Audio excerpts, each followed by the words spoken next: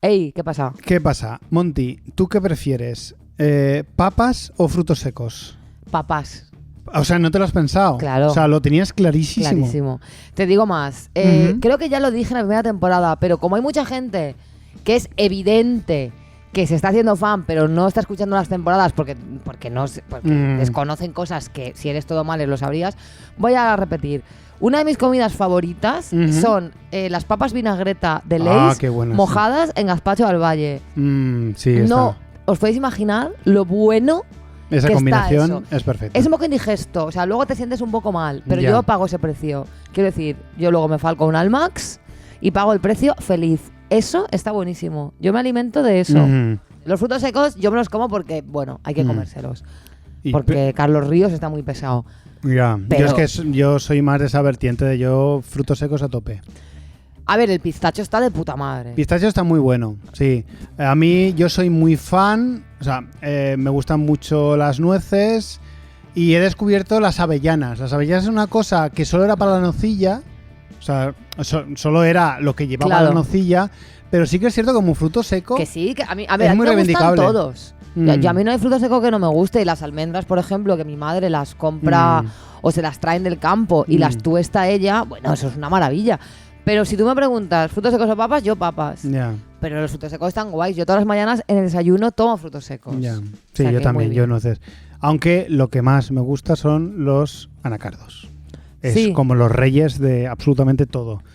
Pues, claro, los frutos secos están carísimos también, porque tú sabes que yo estoy muy jodida con la burbuja que estamos viviendo. A 3 con el pavos la bolsita no te lo quitan. Y el tomate Raf y el tomate valenciano, ¿qué me cuentas? Que yo estoy flipando con esa mierda. Hostia. Dame agua, corre. Está ahí. Qué mal se pasa. La puta Piglotis, joder. Ya está, la Piglotis me ha jodido la puta vida. ¡Qué bueno! Aquí en directo, la Epiglotis jodiéndome. Ay. Siento haberte interrumpido, pero la Epiglotis ha demandado su lugar en este mundo. Y dejar claro que tiene que dejar constancia de su incompetencia. Bueno, va, cortinilla.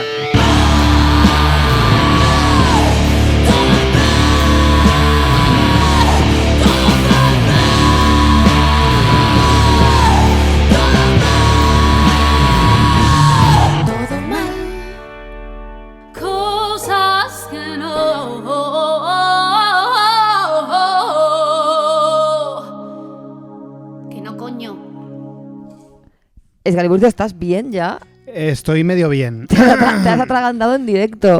Sí, perdón por haberte interrumpido, no era mi... No, está bien porque así puedo explayarme más. Expláyate, tenías un tema ahí sobre... Es que estoy jodidísima con el tema de la burbuja del tomate. ¿Qué pasa con el tomate? A ver, todos sabemos que en los últimos tiempos el carro de la compra ha subido. Que es una expresión que da mucho asco. El carro de la compra ha subido, pero es real. Es un indicativo que somos mayores y nos preocupa... la compra. Esa expresión que hemos oído siempre de jóvenes, que era el carro de la compra. Y ahora nos está afectando directamente. Totalmente. El caso es que dentro de esta subida, a mí me está afectando, como te estaba contando, la subida del tomate. Porque yo como tomate a diario. Yo creo que como un tomate al día, mínimo. Sí, yo también. Y me gusta mucho la variedad del tomate valenciano y el tomate Raf. Están brutales los dos. Claro, es que es lo mejor. El tomate de pera, el tomate de corazón de buey, el tomate cumato, el tomate rosa y el tomate cherry. El tomate es que no me pueden dar más igual. El cumato se ha puesto a tope porque se ve que es barato y... Pero no sabe a nada. Y el tomate canario ese, qué puta mierda. Es una mierda. Y el de pera. Qué horror. Son todos anodinos. Totalmente. En cambio, el tomate valenciano, joder, es que está buenísimo. Es que te lo cortas ahí. Yo me lo pongo con hummus. O sea, pongo una tostada, hummus. Qué bueno. Tomate valenciano, aguacate, rúcula. Collons. Y queso BioLife vegano, sabor mozzarella, rallado por encima. Maravilla. Pero te aguanta la tostada. Sí, porque es de esas que venden... Muy grandes. No, que son rígidas. Que son como del Mercadona, que imitan a otras que son famosas. Una tostada guay. Rollo cracker de esos. Sí, pero es tostada, es sana. Está sana. bien, Muy está bien. ok. Y tío, bajas a comprar tomate. O sea, yo el otro día me compré 2 tomates, porque claro, antes a lo mejor me compraba 6. Y si alguno se me hacía malo, pues mira, pero yo ahora no me puedo permitir tirar un tomate. No. Entonces, claro, yo me los compro por unidades. Claro. Y estoy siempre pendiente de renovar el fondo de nevera de tomate y, tío, 2 tomates, 1,60. Cuando se pudre un tomate es un puto drama. Claro. Eso está claro. Hay que Pero comprar... 1,60 €, 2 tomates. 1,60 €, o sea, ¿qué es esto? ¿El tabaco, no? Es que, de verdad, o sea, no sé. Y luego lo puse en Instagram y mucha gente me dijo, es porque no es de temporada. En plan, mira, no me toquéis los cojones. No me jodas. No me toquéis los cojones porque ¿cuándo has visto tú un tomate a 8 € el kilo? Por favor. O sea, no tiene que ver con que no es de temporada, porque tampoco es la temporada del tomate de pera y bien que lo están vendiendo barato porque es una puta mierda. No, muy mal.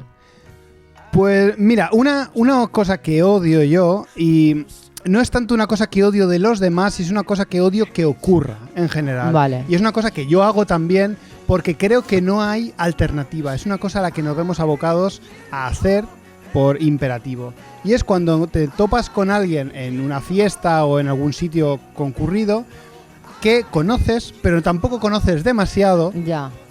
Intercambias un par de frases con esa persona y los dos estáis muy incómodos porque ya no tenéis más de qué hablar y entonces uno de los dos tiene que decir, bueno, me voy a saludar. Ya. O bueno, ahora te veo. O bueno, ya. Todos sabemos que es mentira. Todo menos decir, mira, me voy porque ya nuestro capital comunicativo se ha agotado. Exacto, no vamos a volver a hablar en toda la noche, pero odio ese momento. Pues eso todavía es peor cuando te encuentras a una persona de ese nivel de conocimiento, es decir, que no lo conoces casi, pero sabéis quién es el otro, y te lo encuentras en otro país. Porque ahí estás prácticamente obligado, Nano, a cenar con esa persona. Claro, irte ya hasta muerte. Y de repente te ves obligado a cenar con esa persona que no conoces de nada. Solo porque os habéis encontrado, pues yo qué sé, vete tú a saber. Un drama. Un drama. ¿Qué odias tú, Montipero? Mira, ¿Qué más odias? Me da mucha rabia una cosa que yo hago, pero como la hago yo no me da rabia que la hagan otros. Y es los estudiantes de Derecho que cuando tú hablas de algo, ellos enseguida tienen que hacer una postilla desde el punto de vista jurídico. Aunque da igual. Sí. Te dicen, ya.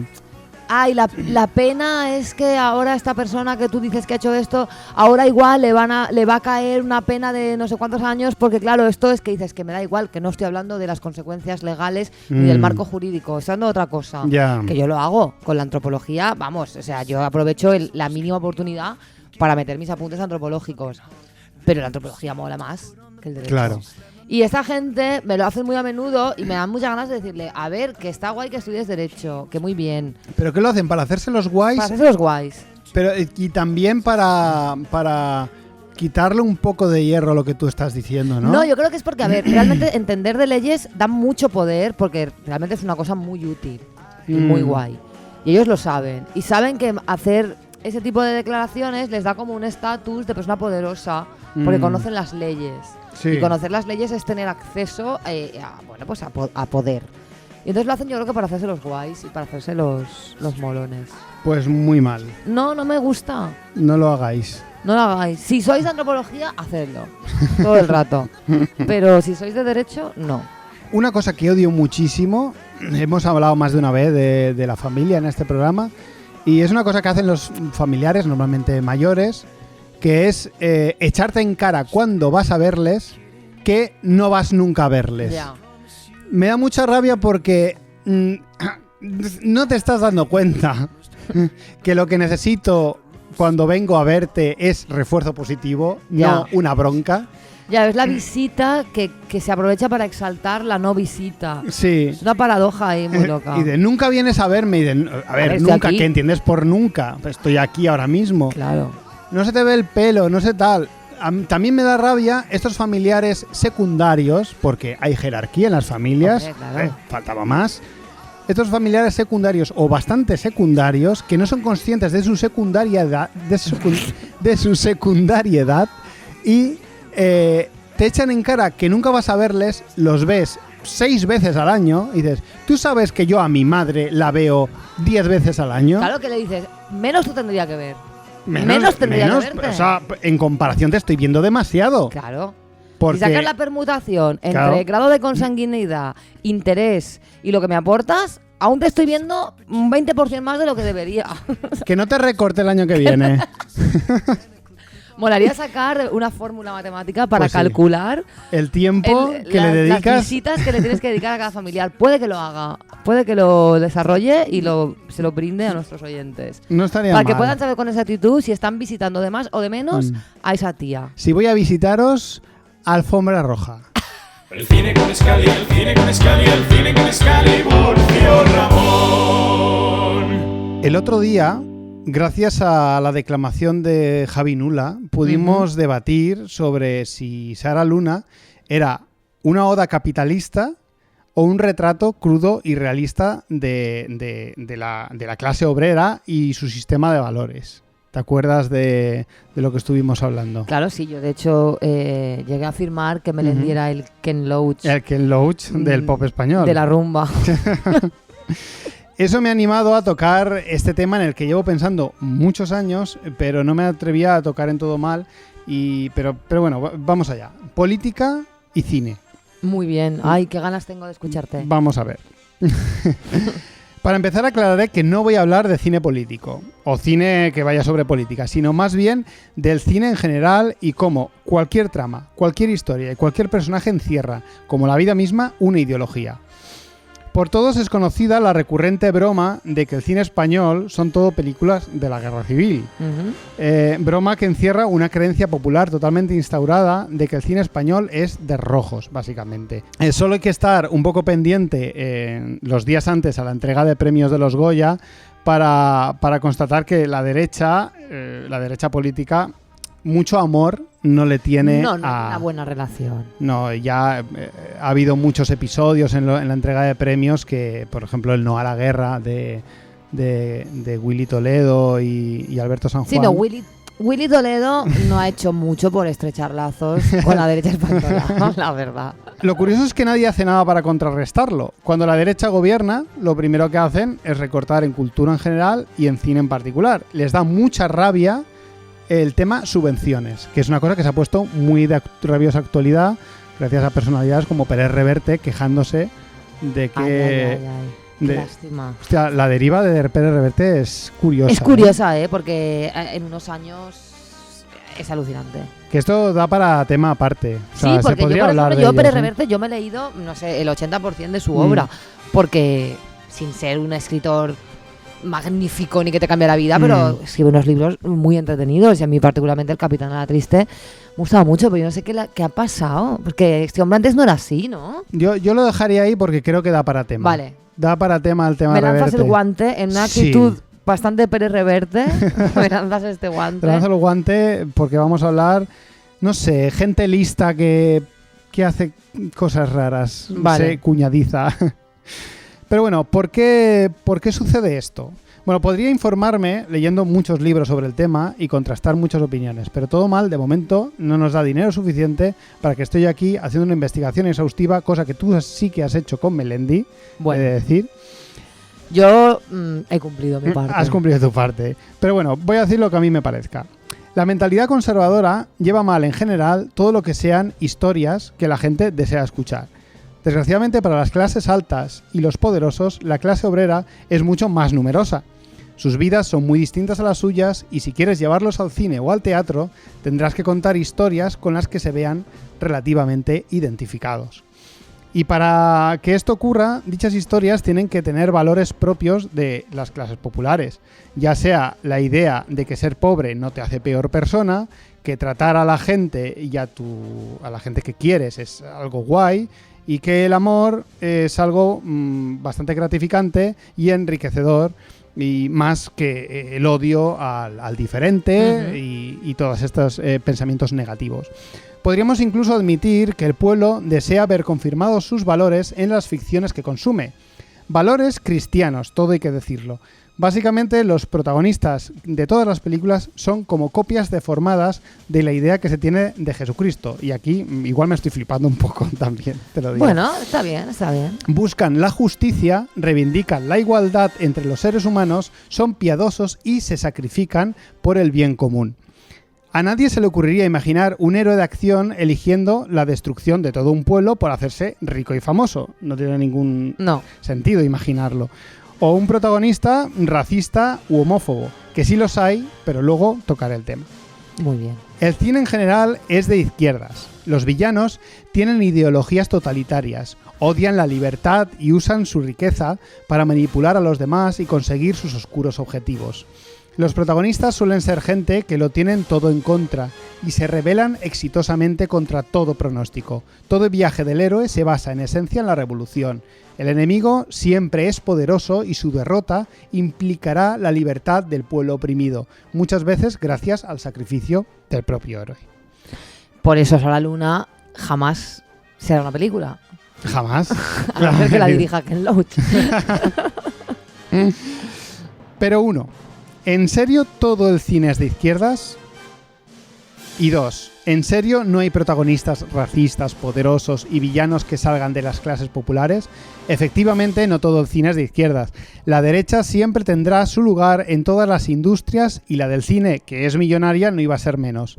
Pero los conservadores, mientras dé dinero, tampoco les importa demasiado mantener ciertos valores progresistas dentro de sus películas, que es lo que hace que ellos sigan teniendo pasta. Claro. El decir, bueno, sí, el me sistema la suda. fagocitando todo lo que se le opone, Efectivamente. ¿No? Las excepciones, de todas formas, las encontramos sobre todo en películas sobre mafia, sobre venganza, que es un género en sí mismo, o el cine policíaco, que no es poco, la verdad. Son bastantes películas ahí. Son películas que ponen el foco del conflicto en la violencia y en la miseria, en la violencia que sale de la miseria. Las víctimas suelen ser familias acomodadas y los perpetradores son violentos secuaces que solo quieren darle droga a tus hijos. Luego hay cineastas como Clint Eastwood, que tan pronto te hace una peli apoyando la eutanasia, como un relato conservador como Gran Torino, donde ser racista está guay siempre y cuando seas ya de la vieja escuela y digas cosas, pues yo es que tengo un amigo chino y es majete. Que es una de las cosas que yo el año pasado critiqué de Gran Torino. Y entonces esto quiere decir que tenemos un alegato revolucionario en cada película que vemos. Bueno, a ver, no. No, matiza. Hay que matizar, sí. Las películas en general parecen estar hechas todas para los votantes del PSOE. Fantasías burguesas, donde los ideales progresistas se dan por hecho, pero los personajes con ideales más radicales siempre son personajes secundarios.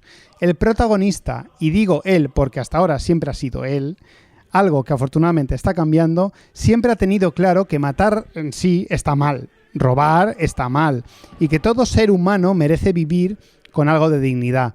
Pero a partir de ahí ya le da pereza. El prota siempre se aliará con el anarquista hasta que el anarquista pues se raye y ponga una bomba, secuestre a alguien y se pase de la raya, porque ser demasiado radical es malo. Todos los extremos en las películas son malos.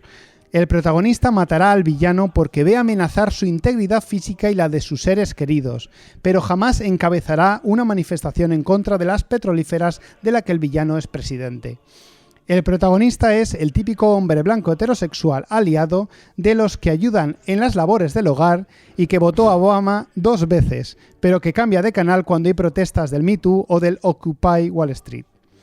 Es un tipo que habría acabado con la guerra de Irak matando a Saddam Hussein con sus propias manos, pero jamás se le habría ocurrido movilizarse en contra de la violencia y el imperialismo yanqui. El cine es progre, tan progre como Jesucristo, tan progre como Pedro Sánchez. Y eso no está mal del todo. Podría ser peor. Pero el cine, al mismo tiempo, nos tiene narcotizados porque eleva la figura del ciudadano que no se moja hasta que el agua le llega a la garganta. El típico ciudadano que cuando hay una pelea en la calle va a ayudar cuando van otros primero. El típico ciudadano que te dice cosas como porque no le pilla tiempo, pero si no, le doy de hostias. En esencia, el cine es un reflejo de lo que somos y de dónde vivimos. Pobres en un paraíso capitalista donde soñamos con ser burgueses, mientras que los burgueses creen que son buena gente, mientras los ricos de siempre ganan dinero sin importarles demasiado cómo. Qué maravilla, Escaliburcio. Qué maravilla escucharte. Perdón por monologuez y No, yo es que claro... He cogido la directa y no he podido parar. Es que de verdad tampoco tengo nada que apuntar. Estaba muy a gusto escuchándote y claro, realmente es como que el cine, yo creo que lo que hace es como aprovecharse del atractivo innegable que tiene la rebeldía y la revolución para a la vez amansar esa rebeldía, esa revolución y sacarla, o sea, como descontextualizarla de manera que parezca que la rebeldía y la revolución son cosas que solo hacen grandes personas en momentos muy concretos y situaciones que no son aplicables a lo mejor a la cotidianeidad, de manera que tú te inspire el héroe, pero no se te ocurra imitarlo. A mí me llama mucho la atención cuando el héroe realmente hace un acto muy valeroso y muy revolucionario, pero lo que le mueve es su conducta egoísta. Es decir, cuando ve peligrar a su familia, Exacto. es cuando actúa. Claro, pero no por eso, ideales. No, pero eso en realidad es lo que te decía, ¿no? Que es lo que nos venden, que para que la revolución sea algo que te inspire para luchar por tu familia, Claro. o por tu, yo qué sé, por tu planeta, o cosas así, pero no movido generalmente por unos ideales de justicia social. Incluso en Star Wars, que la justicia social y la política están tan presentes, no deja de ser curioso cómo la propia película también se encarga de darle ese maravilloso halo al malo, yo la primera que caigo a los pies de Darth Vader, para que pese a que todos tenemos claro quiénes son los buenos, acabemos fascinados por el malo y adorando a un fascista galáctico como es Darth Vader. Tal ¿no? cual, sí, tal cual. Pero o sea, quiero decir, Star Wars tiene muchas lecturas políticas y eso es otra cosa a la que te emplazo un día. pero a mí me sorprende esa, ¿no? Cómo teniendo una lectura política tan potente, lo que trasciende no es la rebelión contra el fascismo. Exacto. Porque Star Wars al final es una oda antifascista. Obviamente. Sin embargo, lo que trasciende es como, ay, ¿no? Sí. Pese a que luego la princesa Leia sí que para mí, o sea, personalmente fue una gran inspiración.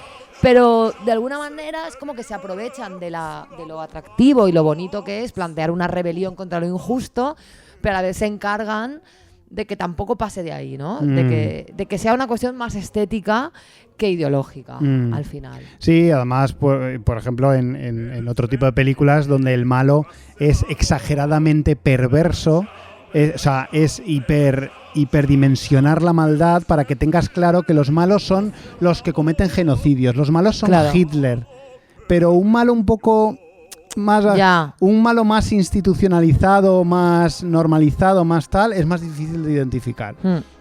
Pero bueno, el caso... Otro día, mira, otra sección, otro día te hablaré de malos del Tercer Reich que eran peores que Hitler. Me las parece las caras B de la maldad del Tercer Reich, porque Hitler es como el top ventas, por razones obvias, pero hay gente peor, había gente peor que Hitler. Pues han sido de ganas Llegaremos. De esto. Han sido de ganas, he vuelto a decir han sido de ganas, ¿es correcto o no? No. ¿Por qué digo han sido de ganas? No lo sé, pero es que han sido de ganas, o sea, no tiene sentido. Ya, bueno. Han pues sido nada. veganas. Cosas que sí.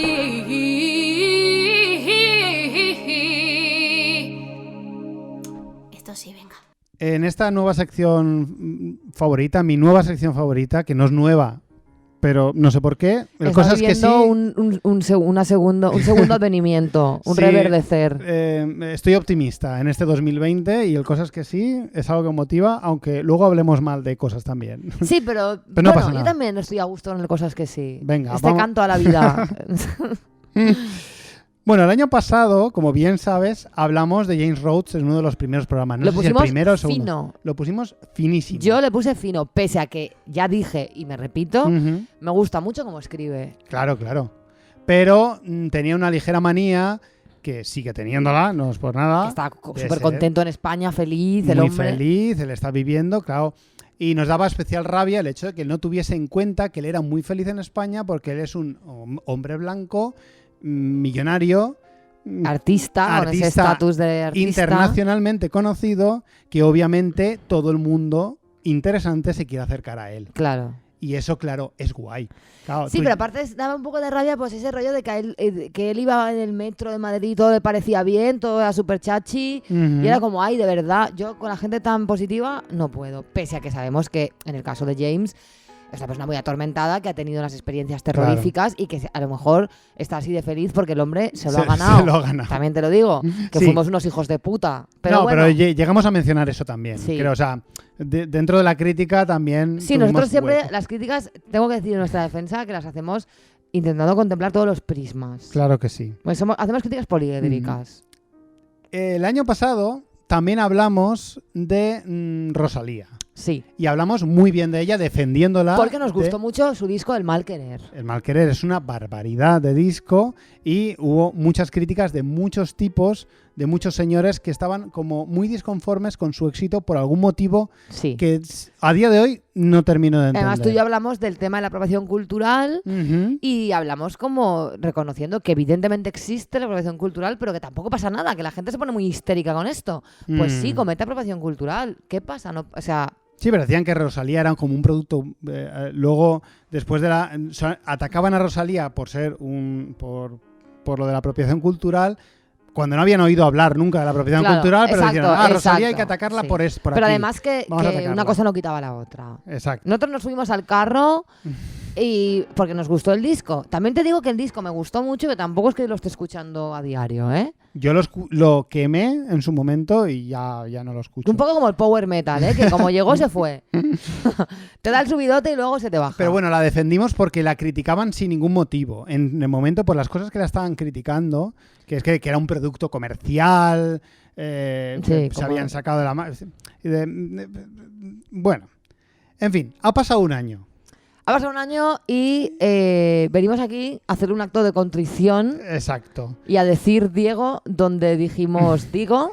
El caso es que ha pasado una cosa muy curiosa con James Rhodes y Rosalía, y es que hubo un punto de inflexión, se creó un vórtice en la entrega de los Goya del 2019, cuando ambos participaron en... Es verdad, coincidieron en el espacio y en el tiempo y Se hubo ahí un juntaron. intercambio de energías, ¿no? Un intercambio de energías y hubo un cambio, Sí. una inversión de Había algún tipo de roles. fenómeno cuántico por el que James Rhodes ahora nos cae de puta madre y Rosalía nos tiene hasta el coño ya. Yo no sé quién es el principal responsable. O James Rhodes se ha vuelto más soportable porque su posicionamiento político activo, del que vamos a hablar, y eso es que se ha vuelto interesante, y Rosalía por eso se ha vuelto un poco insoportable, o al revés, Rosalía se ha vuelto insoportable y eso ha hecho que James Rhodes haya vuelto más de alguna guay. manera James Rhodes y Rosalía estaban conectados y ha habido como un flujo aquí de cosas que ha hecho que lo que entra en uno sale de la otra.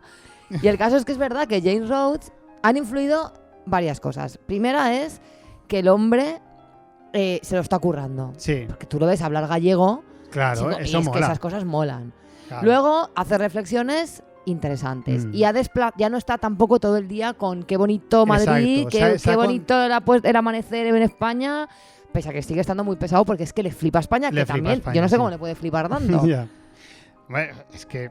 Que no está me- guay. A Es ver, que, ¿dónde que no me fliparía? también es Si verdad que que está yo- todo el puto día con gente guay. Y que yo empiezo a pensar, o sea, porque yo tampoco es que es un tema del que yo reflexione mucho, pero si lo pienso digo, joder, pues es que la verdad es que se vive bien aquí, que tiene razón el hombre, joder, Claro. que se está de puta madre. A mí lo que me ha hecho decantarme mucho es su posicionamiento político y activo, con una cosa que le toca de cerca. Porque tú todo hay eres que muy decirlo. tuitero. Sí. Y él está muy a tope con la ley del abuso a menores, Claro. para impedir que prescriban Claro. este tipo de delitos. No, esto que está haciendo él es algo que es increíble porque es muy necesario Y es algo muy poco habitual en la gente muy famosa. Claro, él en este caso el tema le toca personalmente Ujú. porque él sufrió abusos y además este tema es un tema muy complejo porque las víctimas de abusos sexuales en la infancia no quieren hablar del tema públicamente, Ujú. generalmente porque es una exposición de algo muy íntimo y muy traumático que nadie le apetece comerse ese marrón. Y la gente que no ha sufrido abusos en la infancia quizá no está tan concienciada con lo enormemente grande que es este problema. Porque esto es un tema que bueno, pues que la estadística habla de 1 de cada 4 niñas y 1 de cada 7 niños. Y lo necesaria que es luchar contra la prescripción. Claro, porque los delitos prescriben creo que a los 25 o 30 años, que está comprobado que es cuando las víctimas están preparadas para empezar a hablar. Ujú. Entonces, esta batalla que él tiene, bueno, esto, quiero decir, aquí ya nos ponemos serios, dejamos las gilipolleces a un lado, y esto es algo terrible que se esté teniendo que pelear, pero le honra estar dando la cara por algo tan justo que además a él le toca tanto, o sea, estar Exacto. exponiendo una parte tan delicada. De hecho, si lees su libro instrumental es muy fácil entender cómo de cómo de frágil es su estabilidad emocional cuando habla de estos temas. Por lo Sí. tanto, a mí en este tema me parece un héroe. Pero Nada no- que objetar. Él no se ha conformado con escribir sobre el tema y ganar muchísimo dinero con su libro, sino que ha dicho, pero yo quiero cambiar las cosas, Claro. no solo quiero cambiar mentes o conciencias. Claro. Quiero ir al eje No, en es- cuestión sí. y como me gusta tanto España, Y le quiero... está pegando la turra a Pedro Sánchez, que al final Pedro Sánchez, Ajá. por no irlo, Mm. lo va a hacer. No, está ahí. Ahora mismo está muy decepcionado porque en Mallorca, que está pasando todo últimamente. ¿Qué pasa en Mallorca? Es verdad, No qué sé. movida. En Mallorca el PSOE se ve que ha dicho que no a una reforma de la ley y tal, y él está muy decepcionado ahora mismo con Pedro Sánchez. Yo eso no puedo entender cómo a alguien le puede parecer mal. O sea, quiero decir, que un delito tan particular como este y con esas características tan peculiares. No, es que tiene que prescribir a los 25 años. Ya. ¿Pero qué dices? Ya. Como si prescribiera a los 80, o sea... Porque los políticos tienen cosas muy raras, hacen cosas muy raras. Sí, y bueno. lo vamos a ver mucho esta legislatura. Sí, Ya. porque lo de... Bueno, en fin. Nos vamos a comer unas cuantas. Unas cuantas. Y ahora James Rose se ha reunido con Pablo Iglesias y me hace mucha gracia porque él está como muy encantado con Pedro Sánchez, le pareció súper guay, pero ahora ha conocido a Pablo y ha dicho, hostia, que Pablo mola mucho también. Claro, por eso te está gustando a ti tanto James Rose. Porque se se está está volviendo volviendo- podemita. Porque está haciendo podemita y se está dando cuenta que hay más izquierda. Hay más izquierda ahí. Porque él tampoco lo tenía muy claro. Él sabe que es progresista, Ya. pero no tenía muy claro la política española cómo iba. Y se está dando cuenta un poco del Porque percal. a todo esto Claro. yo creo que James Rhodes, como extranjero europeo y tal, podrá votar en las locales. Solo. No tengo ni idea. Yo no bueno, soy técnico de inmigración, pero no trabajo casi nunca Mm. con europeos. Pero yo creo que que podrá votar solo en las locales. O sea que a Pablo Iglesias no lo va a poder votar, ¿eh? No pasa nada. Pero él es que es más chulo que nadie. Es decir, no podrá votar, pero él está conociendo a Pedro Sánchez, a Pablo Iglesias, y está intentando cambiar las leyes. Sí. O sea, está También muy te de digo lleno en eso. que en cualquier momento nos lo colocan ahí. Hombre, seguramente. Porque... Pero a mí eso me hace respetar porque yo desde hace muchísimos años, antes de que Pablo Iglesias diera el salto, porque Pablo Iglesias era conocidillo en el mundo de la prensa y de tal, Ajá. porque tenía su canal de Sí, la tuerca. la tuerca y todo esto, la gente pedía con locura que alguien relevante saltara a la política. Sí, Y es algo que yo desprecio mucho de los famosos, que es que no se mojan. ya. No se mojan nada, se mojan cuando les toca algo muy de cerca, en este caso, a él le toca muy de cerca lo que él... Sí, pero de no verdad solo se moja en esto. no, él se moja mucho políticamente y eso a mí me gusta mucho y me da mucha rabia que los famosos no se mojen políticamente, porque ellos pueden hacer muchas cosas. ¿Tú crees que podremos hablar de un featuring de James Rhodes con los chicos del maíz?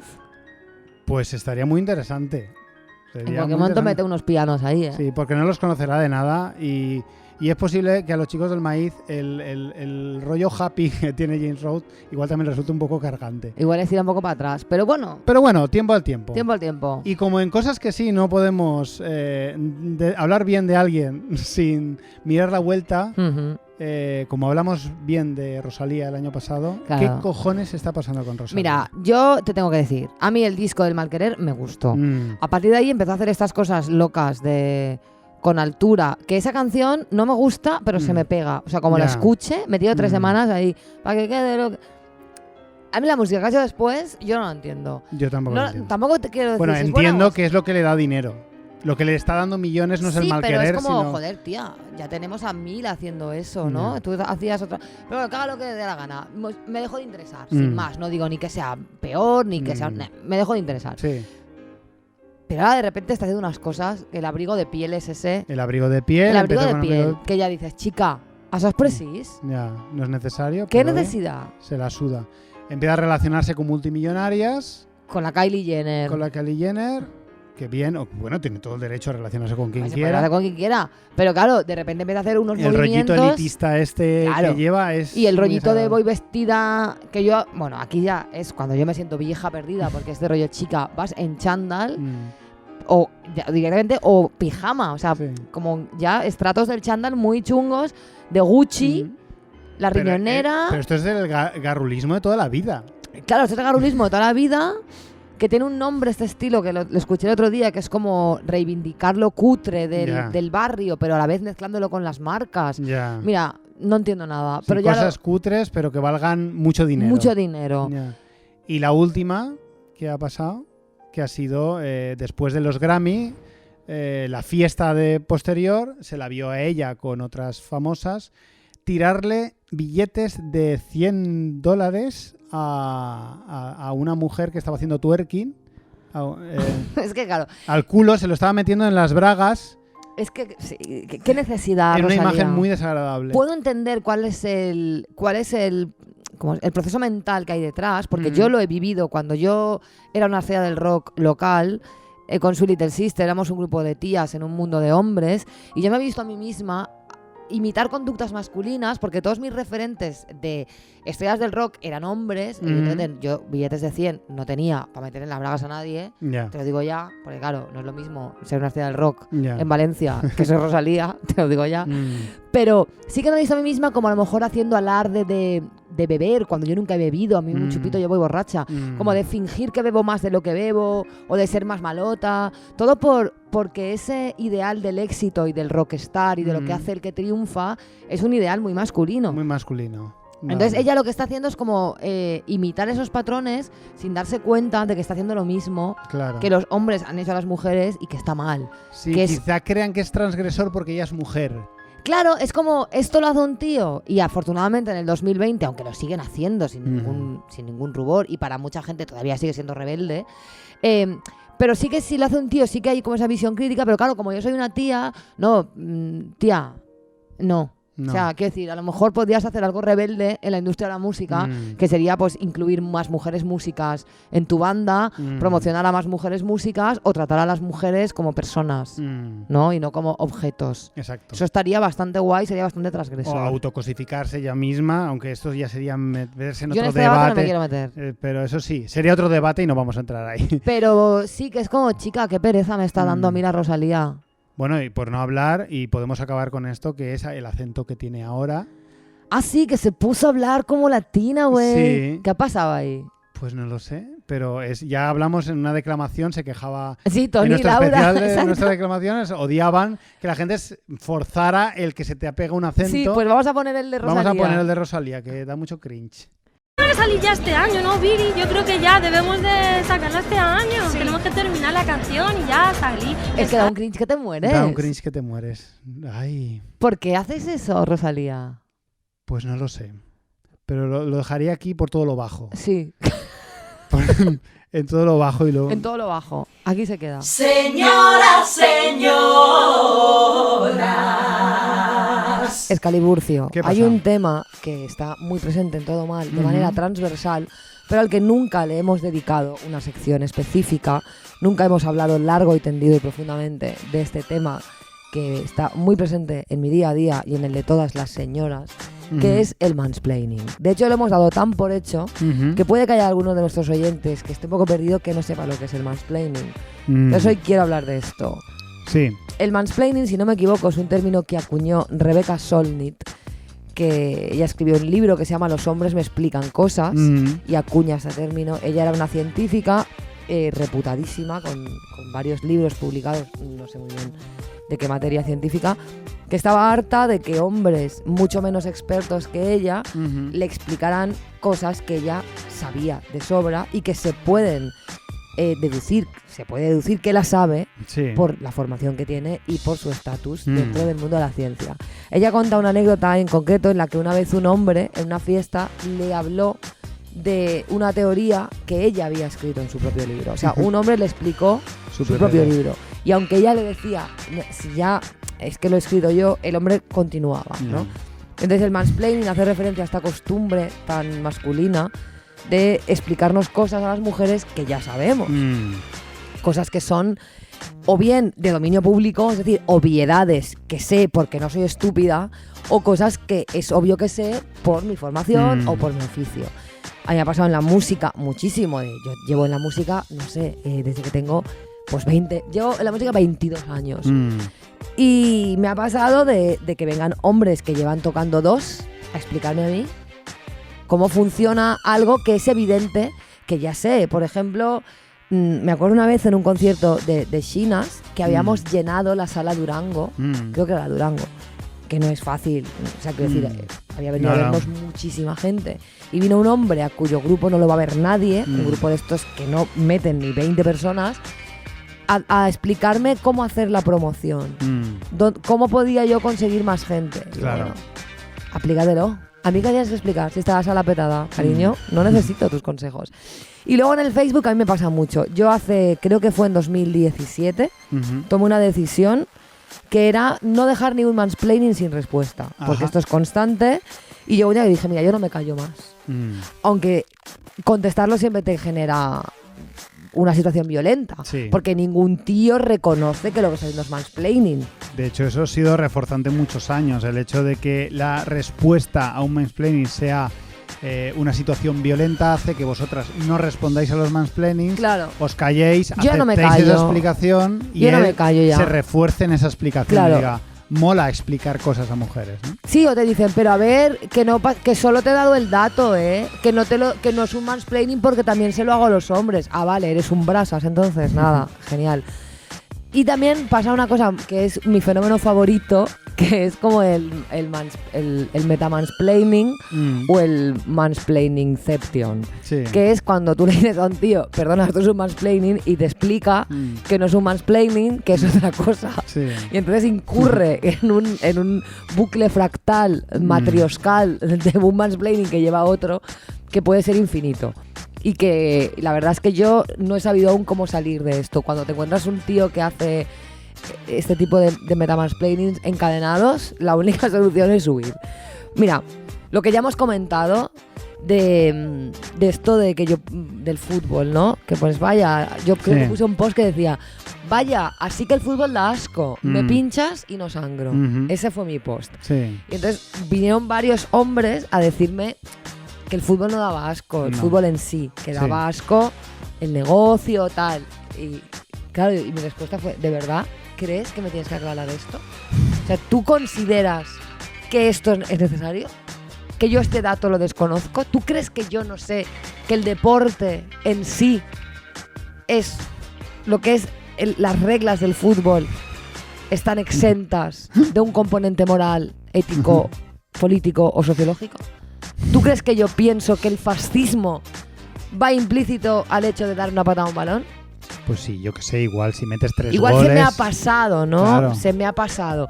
O también, hace poco puse un story de mierda de que había andado yo no sé cuántos kilómetros un día y puse, hostia, me van a dar el carnet de peregrina.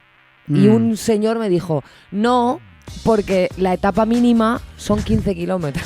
Y ya había hecho 12, ¿no? O 10, no lo sé. Y le dije, ¿tú te crees que yo estoy hablando en serio? De considerar esto una etapa del Camino de Santiago. O sea, de verdad. Porque si lo dices de broma, por favor que haga gracia. Porque a veces me dicen, Claro. no, lo decía de broma. No, esto no tiene gracia. O sea, si es una broma, tiene que hacer gracia. Y si me estás explicando una obviedad y lo haces sin gracia, es un mansplaining. Y si no te gusta, te jodes. Pero es que es así, porque ningún hombre quiere reconocer que hace mansplaining. Una vez me ha pasado, un tío que me dijo, vaya, tienes razón, voy a borrar esta respuesta. Y la borró y dije, bueno, esto te honra como ser humano. Porque te puede pasar, si lleváis toda la vida haciéndolo, joder. Te puede pasar, pero tío, pues recoges cable y ya está. Tú, Pues sí. a mí me gustaría que tú contaras tus experiencias como hombre que se deconstruye el mansplaining porque son muy graciosas. Sí. Cuando viviste esto de no hablar de cosas tecnológicas. Ah, bueno, eso... Claro, cuando haces tu transición hay un momento muy jodido en el cual yo creo que nunca voy a abandonar realmente, que es el morderte la lengua. Morder la lengua hasta que sangra, porque con las movidas tecnológicas, cuando ves a una mujer manejar algo tecnológico y está teniendo un mínimo de dificultad, totalmente comprensible, porque la tecnología a veces tiene estas cosas. Hablamos de conectar un proyector a un ordenador y ver si el proyector... Nadie conecta... El proyector nunca se ve bien a la primera. Hay que tocar los cables. Claro, hay que tal. sí.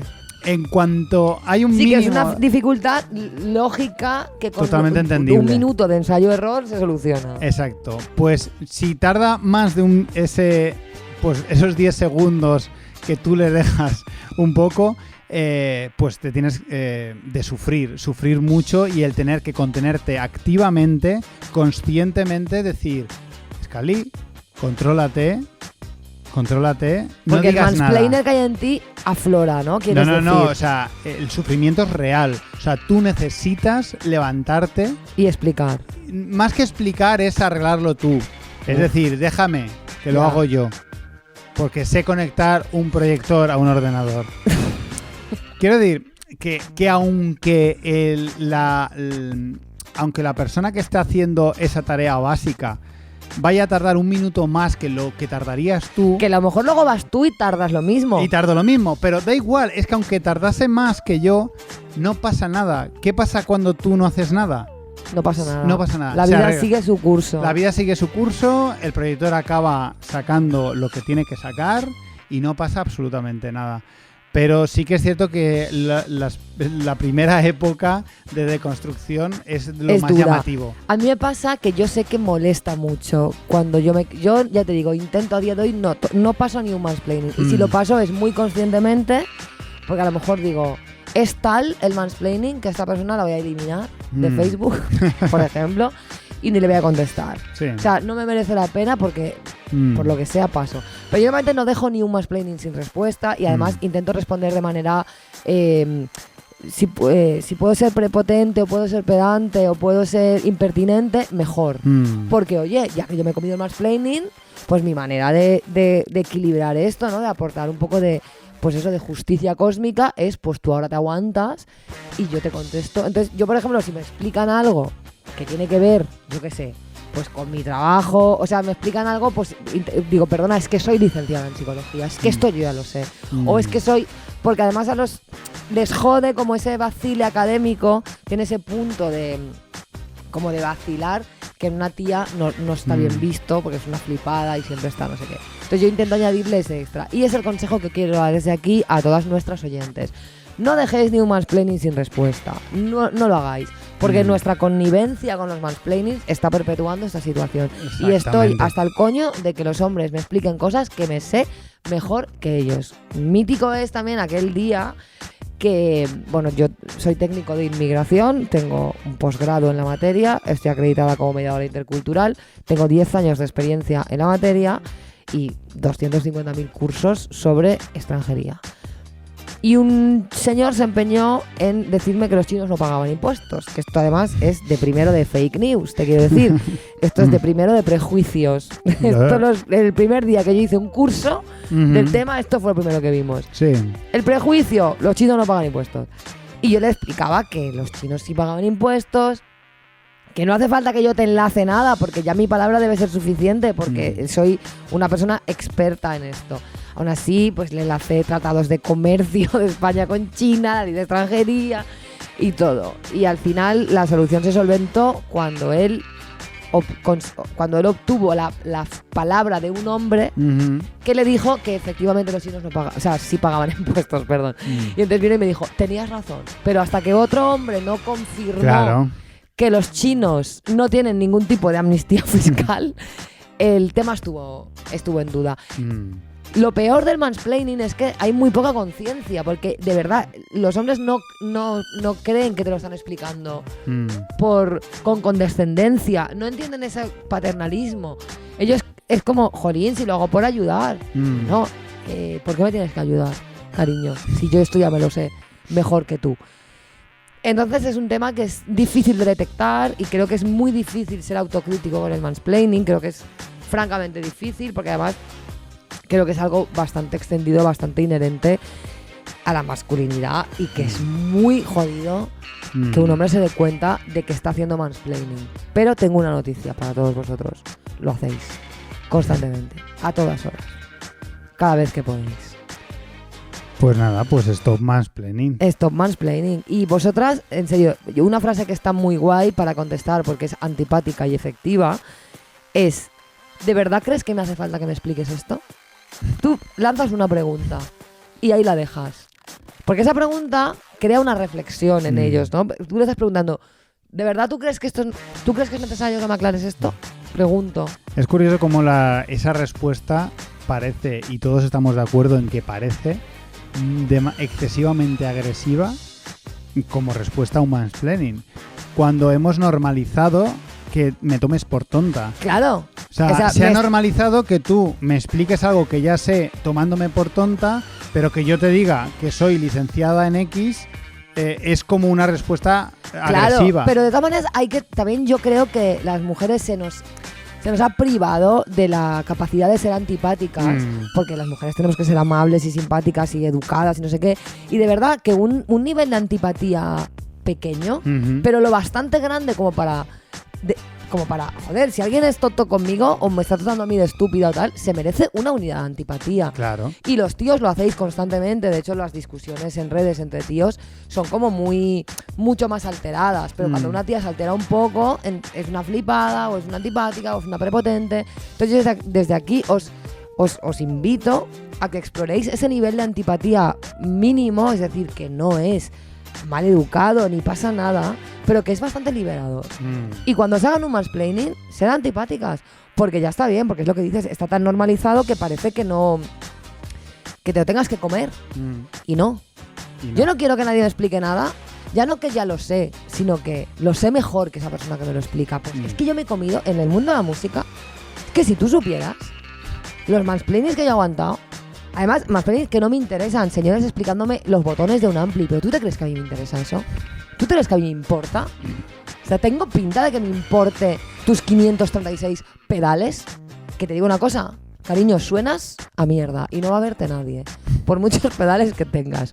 Déjame en paz ya. Así que nada, stop mansplaining.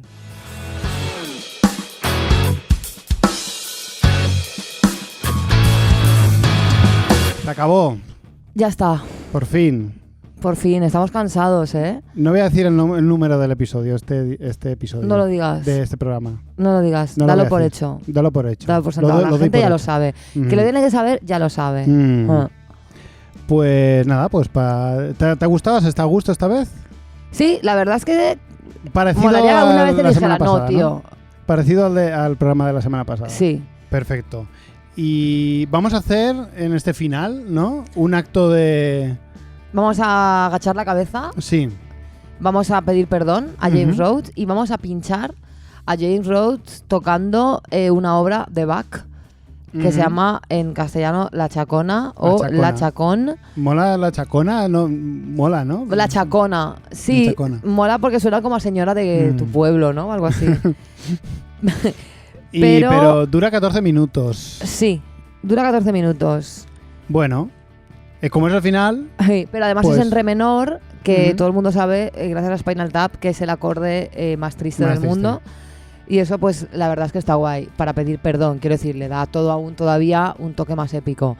Perfecto. Así que vamos a soltar 14 minutos de música clásica en todo mal, porque ¿por qué no? Joder. Claro, porque total, ahora ya os soltamos a vosotros y vosotros decidís si la escucháis o no. Todo lo que haga James Rhodes nos parece bien y está súper guay que toque el piano, que toque estas piezas, se dice piezas o obras. Piezas está bien. Estas piezas de Bach tan guapas. Ánimo, James Rhodes. Esperemos que el vórtice no vuelva a dar la vuelta. Exacto. A ver si vuelve a coincidir. Porque igual Rosalía ahora empieza a ser guay y por... La clave, según tú has apuntado, es que no se vuelvan a juntar. Porque cuando se juntan se invierte la Se volvieron energía. a juntar en los Goya 2020.